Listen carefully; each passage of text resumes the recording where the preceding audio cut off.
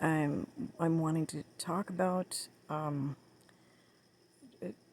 shedding light on the reality of there being a devil and what the devil is about. And one of the most explicit descriptions of the devil and things having to do with that is the book of Job.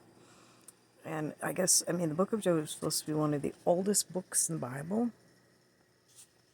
And it's incredible how this book was preserved by people, and then eventually it's written down, and then there's part in here where God's actually talking to him, and it's just incredible that that could be in such detail, that could be written down. It's just an amazing book. And in the first chapter of Job, it says that the sons of God came before God, and that it's talking about God's angels, not Satan's angels. And then it says that then Satan appeared as well. Which it's all very strange. I mean, how did that even come about? He appears, and then he's talking to God, or he's trying to talk to God, and then God says to him, "Where did you come from?" And then the devil says, "From walking to and fro on the earth." And and then God immediately starts talking about, like, his favorite human really is Job. And he says, "Have you considered my servant Job? I mean, he's such a he's such an upright man, and he's just he has the right relationship with me and everything. He's just a good man, wonderful man." And then the devil says, "Yeah, well, that's because you are always, you put a hedge around him. You made everything so nice and easy for him." And he says, "If you just let me make things not so nice and easy for him, then let's see what happens to him." And what I notice about that is that the devil doesn't know what Job is about. He doesn't know Job.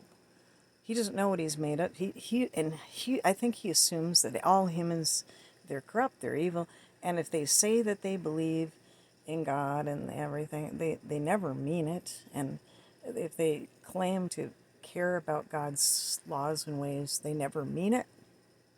And he's thinking that same way about Job. He's like, yeah, sure, because you made it so easy for him. So he puts God up to it, and God allows the devil then to to do all kind of damage to Job. And in all of this, like, Job doesn't even know that it's the devil doing it, but he never stops trusting God. Well, he goes through all kind of doubt, and he's just asking all kind of questions like, why is this happening, and what happened? And he's got these friends coming to him and saying, well, you must have sinned. And it just is so crazy. I've heard people do teaching on Job, and they will say that they think Job sinned, that he did something wrong. It's just absolutely clear there that these friends were wrong, and God tells them at the end of the book that they were wrong in saying that Job had sinned. That it was clear that that God and the devil had this conversation, and God was saying, "Go ahead and you." But then he also put parameters on how much he could do, and he said, "You can't kill him."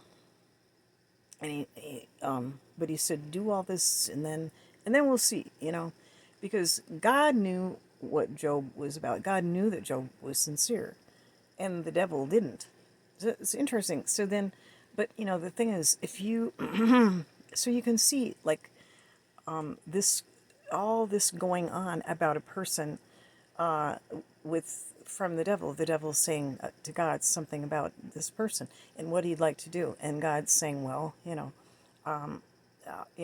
God having confidence in him, but just in your own life, if you can't have confidence that you aren't a pursuit of the devil, and if you don't have if you're not surrendered to God, you are you have no defense against him. Like it says in I think it's in the book of Peter.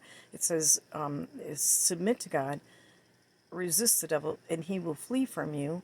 And it's saying that first you have to submit to God, or you cannot resist the devil. You don't have a defense against the devil and what his designs are and what he wants to do.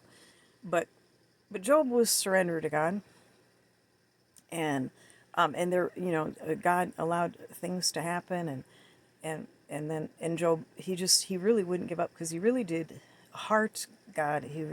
God was he had strong feelings that he really loved God. He felt God was a good guy, and he wasn't going to give up. And then at the end of the book, at last God talks to him. It's just incredible the detailed language of God talking to him and saying, talking about his creation, saying, I've made a. He was painting the picture. I'm the creator. I created all this stuff, and I'm so much.